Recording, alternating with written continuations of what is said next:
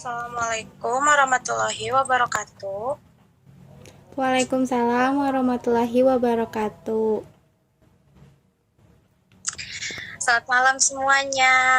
Apa kabar? Malam Ibu, baik. Meskipun kita masih bertemu lewat Zoom, terima kasih atas waktunya. Ya, Oke, perkenalkan terlebih dahulu ya. Nama saya Nyayu Rifana Aini. Saya dari Fakultas Bahasa dan Sastra Indonesia di IKIP Siliwangi, yang kebetulan akan melakukan mini seminar tentang pembelajaran micro teaching. Ada yang udah tahu belum apa itu micro teaching? belum Ibu. Oke, untuk mempersingkat waktu, dilanjut aja ya sama saya, langsung pakai ini ya sama saya. Iya. Oke, bentar.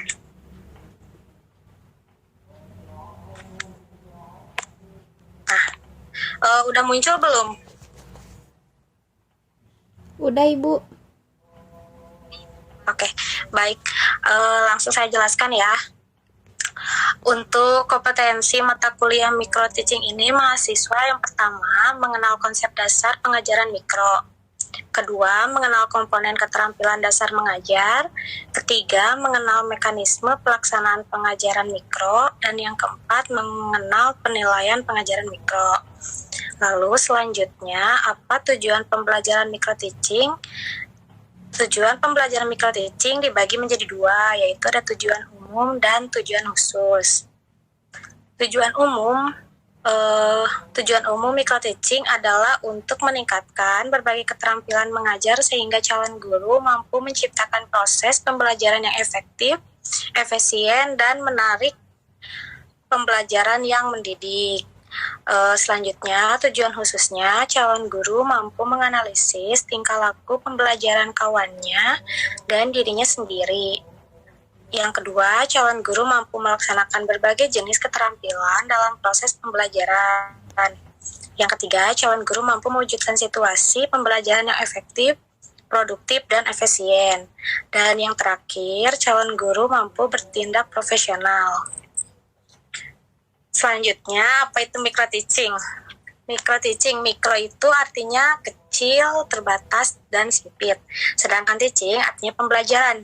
Berarti micro teaching itu suatu pembelajaran yang segala aspeknya diperkecil atau disederhanakan. Selanjutnya, pengajaran yang dimikrokan atau dibatasi dalam hal. Pertama, jumlah siswa. Yang kedua, kompetensi atau subkompetensi atau yang biasa kita sebut materi. Yang ketiga, waktu penyajian. Dan yang keempat, keterampilan yang dilatihkan. Selanjutnya, karakteristik micro teaching. Sampai sini penjelasan saya terlalu cepat tidak? Sudah cukup Ibu. Oke, lanjut ya. Ya. Karakteristik micro teaching. Yang pertama, jumlah siswa 5-10.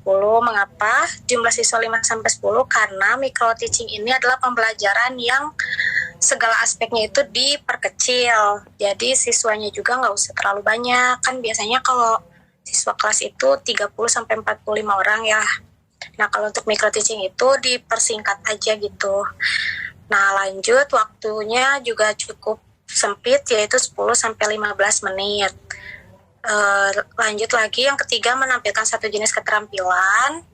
Yang keempat, materi topik tertentu. Yang kelima, observer atau pengamatan. Dan yang terakhir, supervisor atau pensupervisi. Pembelajaran kita kali ini juga ini bisa disebut micro teaching. Lanjut, memikrokan dengan asumsi. Yang pertama, pengajaran yang kompleks mudah dilaksanakan bila dikuasai komponen satu persatu. Yang kedua, perhatian dapat terfokus pada pembinaan tertentu. Dan yang ketiga, mudah diobservasi dan mudah diberi umpan balik. Lalu lanjut ke tujuan dan manfaat pengajaran mikro. Tujuannya yaitu membentuk dan meningkatkan kompetensi dasar mengajar terbatas dan mengajar terpadu yang utuh. Untuk manfaatnya bagi mahasiswa adalah yang pertama, peka fenomena dalam PBM ketika menjadi kolaborator, lebih siap praktik PBM, dapat refleksi atas kompetensi mengajar, lebih tahu profil guru atau tenaga kependidikan. Lanjut observasi PBM dan kondisi sekolah. Yang pertama, perangkat PBM. Yang kedua, alat dan media pembelajaran. Yang ketiga, perilaku siswa di dalam atau di luar kelas. Keempat, sarana pembelajaran. Yang kelima, proses PBM. Dan yang terakhir, observasi dinamika SKL untuk komunikasi dan adaptasi. Di sini juga ada penampilan guru ya. Untuk fisik dan fisiologisnya harus menarik dari gerak, suara, kontak, dan diam. Dan dalam perwujudannya yaitu bagaimana cara guru berpakaian, cara guru bersikap, cara guru berbicara, cara guru bertindak, keterampilan dalam berkomunikasi, penguasaan komponen mengajar, dan penguasaan kompetensi.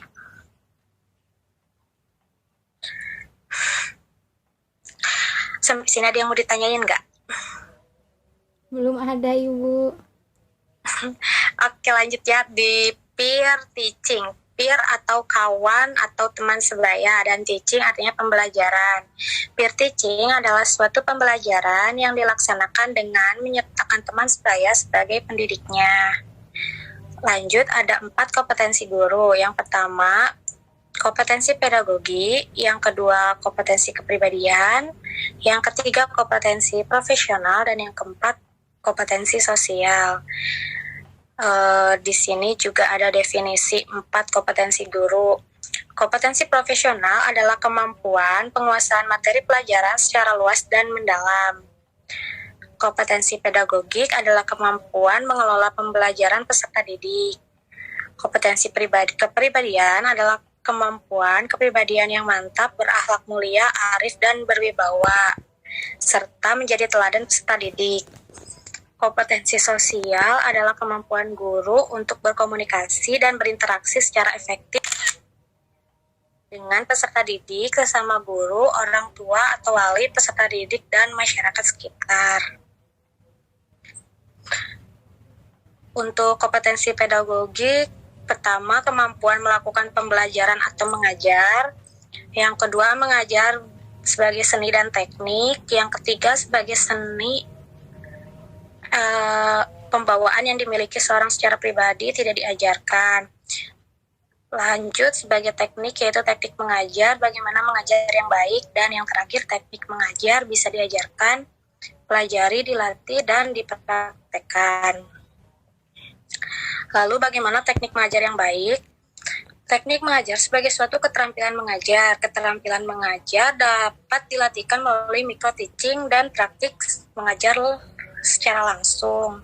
Micro teaching untuk melatih keterampilan mengajar secara terisolasi, praktik mengajar langsung melalui program PPL. Lanjut, ada jenis keterampilan mengajar. Yang pertama, keterampilan bertanya, dasar atau lanjut. Yang kedua, keterampilan memberikan penguatan. Yang ketiga, keterampilan mengadakan fasiasi. Yang keempat, keterampilan menjelaskan. Yang kelima, keterampilan membuka dan menutup pembelajaran. Yang keenam, keterampilan memimpin diskusi kelompok kecil. Yang ketujuh, keterampilan mengelola kelas. Yang kedelapan, keterampilan membelajarkan kelompok kecil dan perorangan. Apa saja peranan guru dalam kelas? Yang pertama, membuat siswa belajar. Yang kedua, sebagai fasilitator. Yang ketiga, sebagai pengelola kelas. Yang keempat, organisator. Yang kelima, motivator. Yang keenam, klarifikator. Dan yang terakhir, evaluator. Lalu ada komponen keterampilan mengajar. Komponen keterampilan mengajar yang pertama adalah membuka pelajaran, yang kedua menjelaskan, yang ketiga memberi penguatan, yang keempat media pelajaran, yang kelima mengadakan variasi. Membuka pelajaran yaitu dengan membimbing diskusi, lalu mengelola kelas, bertanya, mengevaluasi, dan menutup pelajaran. Mungkin sekian yang bisa saya sampaikan. Ada yang mau ditanyakan tidak? Ini saya stop screen-nya ya. Iya, boleh Ibu. Yang mau ditanyakan enggak? Jadi contohnya itu kayak gimana ya Bu? Contoh micro teaching itu pembelajaran yang lebih dipersingkat gitu. Jadi lebih bikin siswa lebih paham sama pelajaran yang dipelajarin. Contohnya pembelajaran micro teaching itu kayak gini. Jadi orangnya tuh nggak banyak gitu. Oh, jadi kayak diskusi kecil gitu ya Bu? Iya betul kayak gitu. Oh ya, oke, baik Ibu, terima kasih. Baik, ada lagi yang mau ditanyakan? Mungkin sudah cukup ya, sekian. Iya, iya cukup Ibu. Baik. Ya, oke baik. Mini seminar ini saya tutup dan saya ucapkan terima kasih atas partisipasinya. Wabillahi taufiq wal hidayah. Wassalamualaikum warahmatullahi wabarakatuh. Waalaikumsalam warahmatullahi wabarakatuh. Makasih Bu. Oke, terima kasih.